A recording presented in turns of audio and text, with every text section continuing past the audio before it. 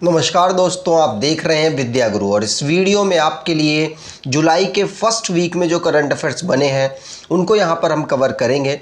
इसमें सभी टॉपिक को कवर किया जाएगा, चाहे वो नेशन हो, इंटरनेशनल हो या अपॉइंटमेंट, अवार्ड या कोई डिफेंस से रिलेटेड, साइंस या टेक्नोलॉजी या कोई मिसलेनियस क्वेश्चन बने हैं, सभी को यहाँ पर हमने कवर किया है। इसमें हम फर्स्ट वीक ऑफ जुलाई का करंट अफेयर कवर कर रहे होंगे।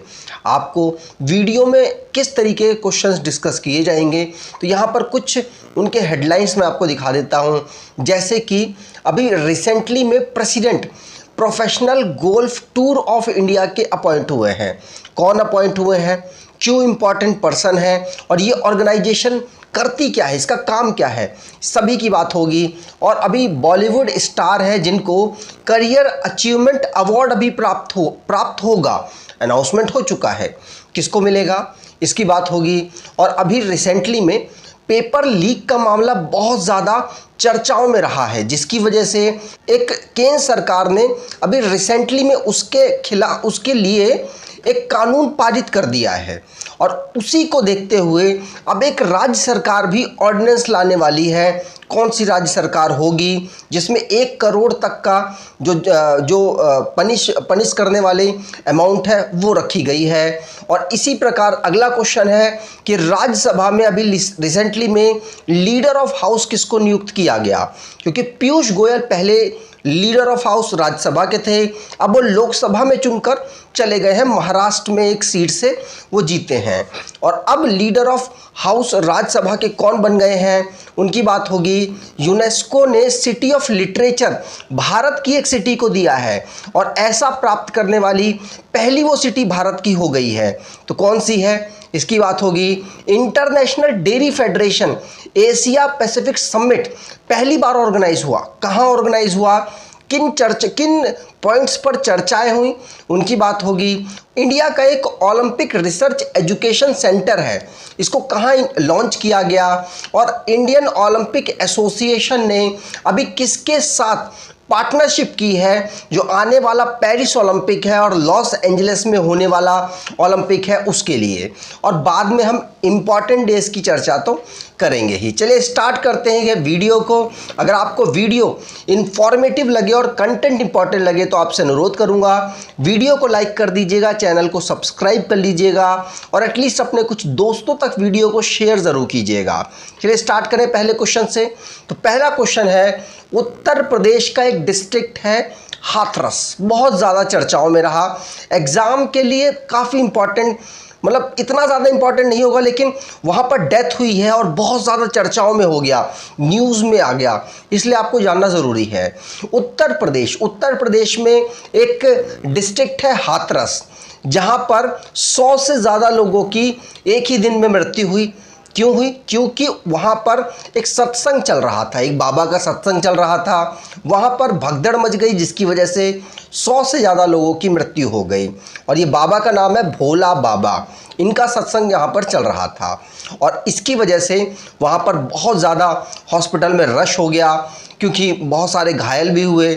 ये मरने वालों की संख्या है, घायलों की संख्या तो बहुत ज़्यादा है। लगभग कहा जा रहा है 15,000 से ज़्यादा लोग उस जगह पर इकट्ठे हुए और सत्संग सुन रहे थे। अरेंजमेंट नहीं था उस तरीके का जिसकी वजह से घटना घटी, बहुत ज़्यादा चर्चाओं में रहा, ध्यान रखिएगा। आगे बात करें, अगला क्वेश्चन, अभी रिसेंटली में president professional golf tour of India का अपॉइंट किया गया है कपिल देव को। आप कहेंगे कपिल देव तो क्रिकेट से रिलेटेड है, ये गोल्फ में कहाँ आ गए? तो गोल्फ में भी कपिल देव ने जब क्रिकेट से रिटायरमेंट लिया तो गोल्फ में भी एक उन्होंने भारत को सीनियर लेवल पर रिप्रेजेंट किया था और इसीलिए उनको गोल्फ की काफ़ी अच्छी नॉलेज है। और गोल्फ को प्रमोट करने के लिए साथ साथ जो हमारा गोल्फ का जो पूरा प्लेटफॉर्म है उसको बेहतर बनाने के लिए इनको प्रेसिडेंट अभी नियुक्त किया गया है professional golf tour of India का। ये करती क्या है? तो जो प्रोफेशनल खिलाड़ी होते हैं उनको अलग अलग टूर में भारत के रिप्रेजेंटेटिव बनाकर भेजती है। तो कपिल देव वही हैं जिन्होंने 1983 में भारत की कैप्टनसी, भारतीय जो मेंस क्रिकेट टीम की कैप्टनसी कर रहे थे और इन्होंने जीत दिलाई थी, भारत को पहला वर्ल्ड कप दिलाया था। और ये HR श्रीनिवासन की जगह लेंगे। और अगर बात करें professional golf tour of India के CEO की, तो ये है उत्तम सिंह मुंडी। कौन? उत्तम सिंह मुंडी। और इस ऑर्गेनाइजेशन को फाउंड किया गया था 2006 में। कब? 2006 में। कपिल देव आप यहां पर देख पा रहे होंगे। अगला क्वेश्चन, झारखंड में आपको पता होगा हेमंत सोरेन चीफ मिनिस्टर चुने गए थे और चीफ मिनिस्टर बनने के बाद उनके ऊपर एलिगेशन लगे और उनको जेल जाना पड़ गया, जिसकी वजह से उन्होंने चीफ मिनिस्टर के पद से इस्तीफा दे दिया और उनकी जगह पर चंपई सोरेन चीफ मिनिस्टर बने थे। लेकिन अभी रिसेंटली में हेमंत सोरेन जो कि जेल से वापस आ गए हैं, तो उन्होंने दोबारा से झारखंड के चीफ मिनिस्टर के पद को संभाल लिया है, जिसकी वजह से चंपई सोरेन ने इस्तीफा दे दिया और हेमंत सोरेन अब बन चुके हैं झारखंड के नए चीफ मिनिस्टर। ध्यान रखिएगा।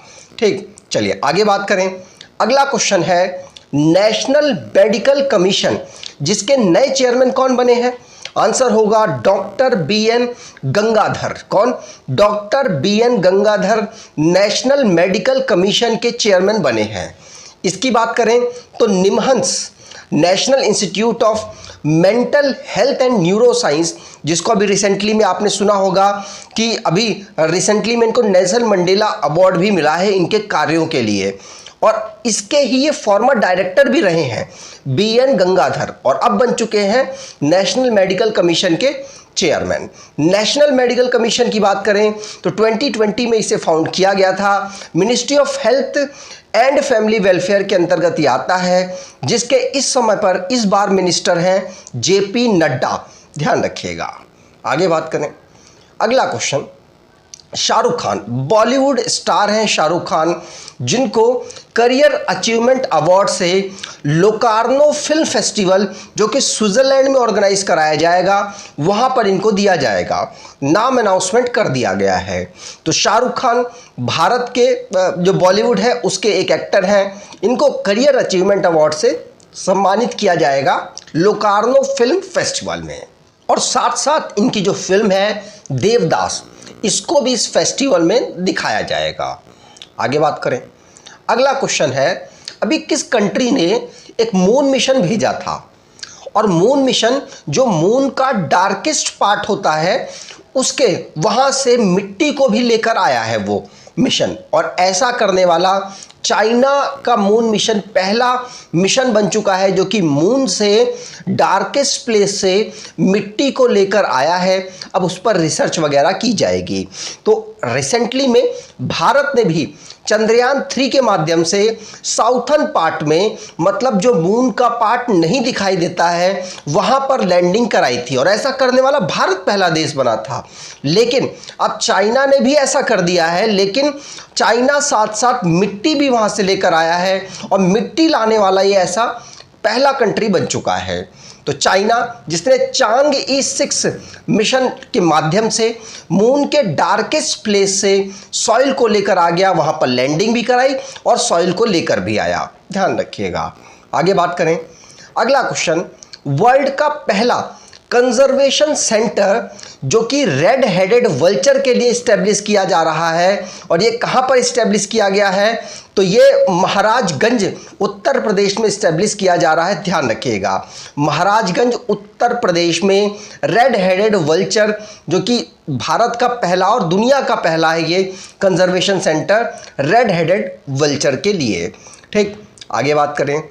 मध्य प्रदेश अभी तक क्या करती थी? मध्य प्रदेश सरकार, जो उनके मिनिस्टर हैं और जो उनके स्पीकर हैं, इनके इनकम टैक्स को खुद ही भरती थी, जिससे जो राज्य सरकार पे एक्स्ट्रा बोझ पड़ता था।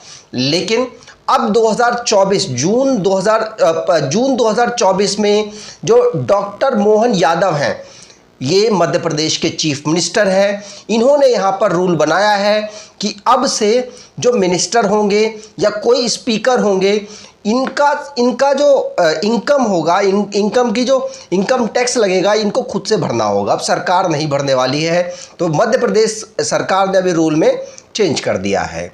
आगे बात करें, अगला क्वेश्चन, जो ट्राई क्या है? ये telecom regulatory authority of India है। ये जो जियो है, एयरटेल है, इनके पूरे सिस्टम को कंट्रोल करने में मदद करती है, भारत सरकार के अंतर्गत ये आती है। तो इसके अभी रिसेंटली में नए सेक्रेटरी कौन अपॉइंट हुए हैं? तो सेंट्रल गवर्नमेंट ने अतुल कुमार को नया सेक्रेटरी ट्राई का भी नियुक्त किया है। ये वी रघुनंदन की जगह लेंगे। अगर ट्राई की बात करें तो भारत में टेलीकॉम को कंट्रोल करने वाली ये एक संस्था है। अगला क्वेश्चन, अभी रिसेंटली में न्यू इंडिया एश्योरेंस कंपनी के सीएमडी कौन अपॉइंट हुए हैं? आंसर होगा गिरिजा सुब्रमण्यम। गिरिजा सुब्रमण्यम जो कि new India assurance company limited के ये अभी रिसेंटली में इनको सीएमडी नियुक्त किया गया है। और अगर इस कंपनी की बात करें तो इसको 1919 में फाउंड किया गया था। मिनिस्ट्री ऑफ फाइनेंस के अंतर्गत ये वाली कंपनी आती है। अगला क्वेश्चन, उत्तर प्रदेश सरकार पहली सरकार ऐसी बनी है, स्टेट सरकार ऐसी बनी है जो कि ऑर्डिनेंस लाने वाली है, जो अगर आप पेपर लीक में पाए जाते हैं तो आप पर 1 करोड़ तक का फाइन लग सकता है, या पूरे जीवन काल मतलब लाइफ इम्प्रिजमेंट का भी चार्जेस लग सकते हैं। और ये इससे रिलेटेड उत्तर प्रदेश अपने यहाँ पर ऑर्डिनेंस लाने वाली है, इन्होंने अनाउंस कर दिया है। और ऐसा ही कानून केंद्र सरकार ने भी अभी रिसेंटली में पास किया है। अगला क्वेश्चन है, वर्ल्ड क्राफ्ट सिटी का टैग वर्ल्ड क्राफ्ट काउंसिल के द्वारा किस भारत की सिटी को यहां पर दिया गया? तो ये जम्मू कश्मीर की कैपिटल श्रीनगर को वर्ल्ड क्राफ्ट काउंसिल ने वर्ल्ड क्राफ्ट सिटी का टैग अभी रिसेंटली में दिया है, जिससे कि जो इस सिटी के क्राफ्टमैन होंगे उनको यहाँ पर प्रमोशन मिलेगा, उनको यहाँ पर उनके वर्क को यहाँ पर प्रमोट किया जाएगा। इससे ये बेनिफिट मिलेगा उनको, और उनके वर्क को यहाँ पर दुनिया में पहचान भी कहीं ना कहीं इसके माध्यम से मिल चुकी है। और अगर इसकी बात करें किसकी, वर्ल्ड क्राफ्ट काउंसिल की, तो इसको 2014 में फाउंड किया गया था। अगला क्वेश्चन, अभी जो हमारी राज्यसभा है, अपर हाउस है, वहाँ पर नए लीडर अपॉइंट किए गए हैं। वहाँ पर नए लीडर ऑफ हाउस क्यों अपॉइंट करने पड़े? क्योंकि पीयूष गोयल जो कि लीडर ऑफ हाउस थे, उनका वो चुनाव जीत चुके हैं लोकसभा में, और वो नॉर्थ मुंबई से चुनाव महाराष्ट्र से जीत कर आ गए लोकसभा में, और अब वो राज्यसभा में मेंबर नहीं रहेंगे। तो इसीलिए लीडर ऑफ हाउस का चुनाव दोबारा से होना था, मतलब उनका अपॉइंटमेंट दोबारा से होना था। और ये कौन हो गए? जेपी नड्डा, बीजेपी के लीडर हैं। इनको ये यूनियन मिनिस्टर भी है, इनको हेल्थ मिनिस्ट्री दी गई है, और ये लीडर ऑफ हाउस राज्यसभा में चुने जा चुके हैं। ठीक, आगे बात करें। अगला क्वेश्चन, 18th लोकसभा में का भी इलेक्शन हुआ, उसमें स्पीकर का भी इलेक्शन होना था। तो अभी रिसेंटली में ओम बिरला जो कि पिछली बार भी स्पीकर थे, अब दोबारा से स्पीकर बन चुके हैं। तो ओम बिरला का चुनाव हुआ, उसके बाद जो साउंड की वोटिंग होती है उसके माध्यम से इनका चुनाव हो गया, और ये दोबारा से लोकसभा के स्पीकर बन गए। तो 18th लोकसभा और 17th लोकसभा के स्पीकर कौन? ओम बिरला। ओम बिरला लोकसभा में कहाँ से चुनकर आए हैं? तो ये राजस्थान से चुनकर आए हैं। ठीक, आगे बात करें। अगला question, city of Kerala, Kerala की कौन सी सिटी है जिसको यूनेस्को सिटी ऑफ लिटरेचर का ऑनर मिला है, उसको डिक्लेयर किया गया है, और इंडिया की ये पहली सिटी बनी है? तो ये केरला की कोझिकोड को अभी रिसेंटली में यूनेस्को सिटी ऑफ लिटरेचर का दर्जा प्राप्त हुआ है। यूनेस्को क्रिएटिव सिटी नेटवर्क्स बना रहा है दुनिया में, और 2004 से ये काम कर रहा है। अभी तक इसने 300 के आसपास जो सिटीज़ हैं उनको इस नेटवर्क में स्थापित कर दिया है, मतलब ऐसा नेटवर्क बना दिया है। तो अभी रिसेंटली में केरला के कोझिकोड को भी सिटी ऑफ लिटरेचर का दर्जा यूनेस्को ने दे दिया और इंडिया की पहली सिटी ऐसी है जिसको सिटी ऑफ लिटरेचर का दर्जा प्राप्त हुआ है। ठीक, अगला क्वेश्चन, मध्य प्रदेश के chief minister doctor Mohan Yadav, इन्होंने प्राइम मिनिस्टर एक्सेलेंस कॉलेज हर डिस्ट्रिक्ट में खोलने का अनाउंसमेंट कर दिया है। और मध्य प्रदेश के कितने डिस्ट्रिक्ट हैं? आंसर होगा 55 डिस्ट्रिक्ट हैं। तो हर डिस्ट्रिक्ट में प्रधानमंत्री प्राइम मिनिस्टर एक्सेलेंस कॉलेज खोलने का अनाउंसमेंट स्टेट सरकार ने किया है।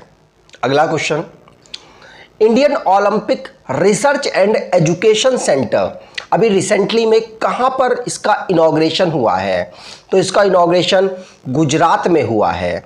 यहाँ पर जो हमारे जो भी ओलंपिक में खेलने वाले जो प्लेयर्स होंगे उनको किस तरीके से बेहतर करना है, इसमें यहाँ पर कोशिश की जाएगी। और इसका इनॉग्रेशन इंडियन ओलंपिक एसोसिएशन के प्रेसिडेंट पीटी उषा के द्वारा किया गया। ठीक, आगे बात करें। अगला क्वेश्चन, अभी रिसेंटली में भारत सरकार के एक मिनिस्ट्री ने नेशनल स्पोर्ट डायरिया कैंपेन को शुरू किया। किसके द्वारा शुरू किया गया? तो ये हेल्थ मिनिस्ट्री के द्वारा शुरू किया गया। हेल्थ मिनिस्टर कौन है? जेपी नड्डा, जिनके पास health ministry and family welfare ministry available है। इन्होंने बच्चों में जो डायरिया की प्रॉब्लम होती है उसको ख़त्म करने के लिए कैंपेन शुरू किया जिसका नाम है नेशनल स्टॉप डायरिया, जिससे कि बच्चों की जो मृत्यु होती है उसको 0 तक लाना टारगेट है। ठीक, अगला क्वेश्चन, पहला डेयरी से related international dairy federation Asia Pacific summit organise हुई। कहाँ ऑर्गेनाइज हुई?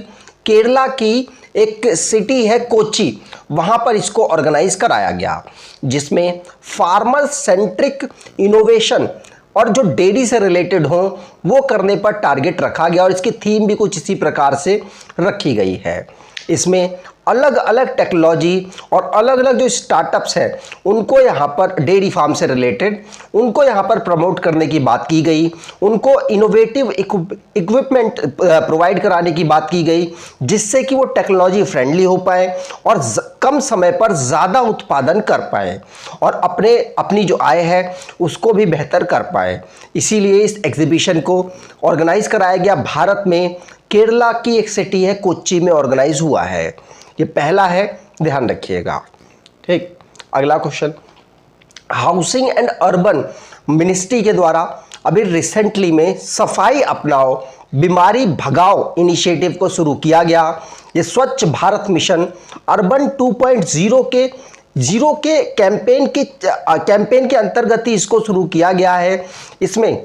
इसमें भारत को साफ बनाना और साथ साथ उसके एडवांटेज में बीमारी को डायरेक्टली कनेक्ट करना है, जिससे कि अगर आप साफ रहेंगे तो बीमारी कम रहेगी। इससे लोग प्रमोट होंगे और कोशिश करेंगे कि अपने आसपास सफाई का माहौल क्रिएट कर सके। और अभी रिसेंटली में स्टॉप डायरिया कैंपेन इसी का एक पार्ट है। ठीक, आगे बात करें। अगला क्वेश्चन, अभी रिसेंटली में additional national security adviser country में अपॉइंट हुए। इनका नाम है राजेंद्र खन्ना। ये फॉर्मर रॉ चीफ रहे हैं। इनको एडिशनल नेशनल सिक्योरिटी एडवाइज़र नियुक्त किया गया। ये अजीत डोवाल जो कि नेशनल सिक्योरिटी एडवाइज़र है उनके साथ मिलकर काम करेंगे। भारत में अलग अलग पर्सन्स को जो कि सिक्योरिटी से रिलेटेड है उनके क्या क्या अपॉइंटमेंट हुए हैं चर्चा कर लेते हैं। जैसे कि अभी एनएसए अजीत डोवाल नियुक्त हुए, एडिशनल एनएसए अभी राजेंद्र खन्ना नियुक्त हुए, deputy NSA Pavan Kapoor, TV Ravichandran, Pankaj Kumar Singh. और अगर मेंबर्स की बात करें तो chief of defence staff Anil Chauhan, defence minister Rajnath Singh, external affairs minister S Jaishankar और home minister Amit Shah, finance minister Nirmala Sitharaman और वाइस चेयरमैन नीति आयोग के सुमन बेरी और चेयरमैन तो भारत के प्रधानमंत्री होते हैं। अगला क्वेश्चन, के सरस्वती अम्मा अवार्ड अभी रिसेंटली में पहली बार दिया गया है वो किस राइटर को दिया गया? तो ये फेमिनिस्ट एक्टिविस्ट है जिनका नाम है पी गीता। इनको ये अवार्ड रिसीव हुआ है। ये महिलाओं को अपने राइटिंग्स के माध्यम से प्रमोट करने की कोशिश करती हैं। महिलाओं को पुरुष प्रधान देश या पुरुष प्रधान समाज में आगे बढ़ाने की बात करती हैं। इसीलिए महिलाओं को आगे बढ़ाने के लिए इन्हें कई स्टेप भी उठाए, जिसके कार्य की वजह से इसीलिए पहली बार जब के सरस्वती अम्मा अवार्ड दिया जा रहा है तो पी गीता जी को दिया गया। ठीक, अगला क्वेश्चन।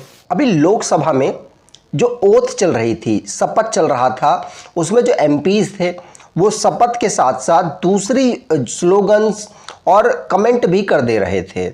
इसको देखते हुए जो लोकसभा के स्पीकर हैं ओम बिरला साहब, उन्होंने रूल 389 का यूज़ करके अब अमेंड कर दिया है ओथ को, जिसमें आप सिर्फ ओथ लेंगे, उसके अलावा कोई भी स्लोगन नहीं कह सकते, कोई भी आप कमेंटबाजी नहीं कर सकते। तो अभी रिसेंटली में एमपीज़ पर पाबंदी लगाई गई। अगर आप कोई भी ओथ लेते हैं, जो भी आपको ओथ लेनी होती है, उसमें कोई भी आप दूसरा कमेंट या फिर कोई दूसरी स्लोगन को यूज़ नहीं कर सकते। ये सख्त निर्देश ओम बिरला साहब के द्वारा दिए गए, जो कि भारत की 18वीं लोकसभा के स्पीकर चुने गए हैं। ठीक, आगे बात करें। अगला क्वेश्चन है, चीफ जस्टिस, नए chief justice high court Punjab and Haryana high court में सील नागू बने हैं। ये मध्य प्रदेश में काम कर रहे थे एज अ जज के रूप में, और अब ये यहाँ पर हाई कोर्ट, जो हाई कोर्ट है Punjab and Haryana high court, यहाँ पर ये चीफ जस्टिस के रूप में काम करेंगे। इनकी बात करें तो Punjab and Haryana high court, जो कि पंजाब और हरियाणा और चंडीगढ़ तीनों के केसेस को हैंडल करता है। ठीक, भारत में टोटल कितने हाई कोर्ट हैं? तो 25 हाई कोर्ट है भारत में, एक सुप्रीम कोर्ट है। अगला क्वेश्चन, इंडियन ओलंपिक एसोसिएशन, जिसने ओलंपिक गेम्स के लिए बीपीसीएल के साथ, भारत पेट्रोलियम कॉरपोरेशन लिमिटेड के साथ यहाँ पर पार्टनरशिप कर ली है। अब जो भी ओलंपिक गेम्स आने वाले हैं, जैसे कि पेरिस ओलंपिक, जैसे कि लॉस एंजलिस ओलंपिक, उसमें जो इंडियन ओलंपिक एसोसिएशन का पार्टनर कौन होगा? तो बीपीसीएल होगा। भारत की एक महारत्न कंपनी है। बीपीसीएल की बात करें तो 1976 में इसे फाउंड किया गया था। मुंबई महाराष्ट्र में इसका हेडक्वार्टर है। जी कृष्ण कुमार इसके चेयरमैन हैं। अगला क्वेश्चन, 46 नंबर का यूनेस्को वर्ल्ड हेरिटेज कमेटी की जो सेशन होना है, जो उसमें बहुत सारी कंट्रीज पार्टिसिपेट करेंगी, इसे कहाँ ऑर्गेनाइज कराया जाएगा? तो इसे भारत में ऑर्गेनाइज कराया जाएगा। इसी में अलग अलग देशों के जो डेलीगेट्स हैं वो आएंगे, और इसी में जो UNESCO world heritage site announce करता है, तो हो सकता है भारत की भी कुछ साइट्स इस बार बढ़ जाए, और दुनिया की तो बढ़ेंगी ही बढ़ेंगी। आगे बात करें। अगला question, Leon Masters chess tournament 2024 में हुआ, इसे किस खिलाड़ी ने जीत लिया? तो इसे विश्वनाथन आनंद के द्वारा जीता गया 5वीं बार, और ये 10वें खिलाड़ी ऐसे हो गए हैं जिन्होंने 5 बार इस टाइटल को जीत लिया है। इसे लियोन स्पेन में ऑर्गेनाइज कराया गया। ये भारत के पहले ग्रैंड मास्टर हैं। ग्रैंड मास्टर की जो भी रिक्वायरमेंट होती है वो पहले प्लेयर थे जिन्होंने फुलफिल कर ली थी, विश्वनाथन आनंद। अगला question, CBDT, central board of direct taxes, जो डायरेक्ट टैक्सेस होते हैं उन पर रेगुलेशन का काम ये करती है। तो ये इसके नए चेयरमैन कौन बने हैं? इसके नए चेयरमैन रवि अग्रवाल बने हैं। नितिन गुप्ता की जगह ये लेंगे। सीबीडीटी जिसमें एक चेयरमैन और 6 मेंबर होते हैं, ये पॉलिसी मेकिंग का काम करती है डायरेक्ट टैक्सेस से रिलेटेड में।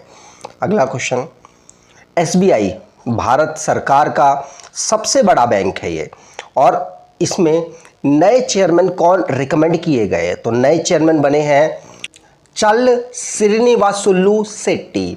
तो चल श्रीनिवासुलु शेट्टी जो कि दिनेश खारा की जगह लेंगे, और एसबीआई के नए चेयरमैन ये बन चुके हैं। मतलब इनका नाम रिकमेंड किया जा चुका है, इनका 100% बनना तय है। 1955 में एसबीआई को फाउंड किया गया, कई बैंकों को मर्ज करके महाराष्ट्र मुंबई में हेडक्वार्टर है और ये इस समय भारत सरकार का सबसे बड़ा बैंक है। वैसे अगर मार्केट कैपिटलाइजेशन की बात करें तो एचडीएफसी सबसे बड़ा हो चुका है और उसके बाद एसबीआई आता है, फिर आईसीआईसीआई। लेकिन सरकारी बैंकों की बात करें तो सबसे बड़ा एसबीआई है।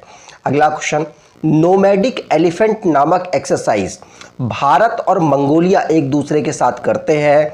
इस बार इसको उमरोई मेघालय में ऑर्गेनाइज कराया गया। कहाँ? उमरोई मेघालय में ऑर्गेनाइज कराया गया। ठीक।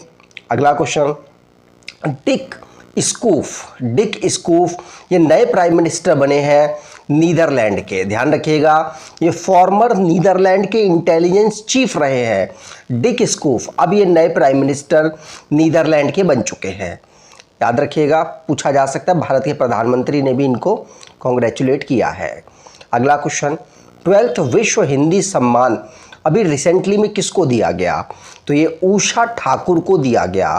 कहाँ दिया गया? तो ये नेपाल की काठमांडू कैपिटल में, जो भारत की वहाँ पर एम्बेसी है, वहाँ पर दिया गया। ठीक।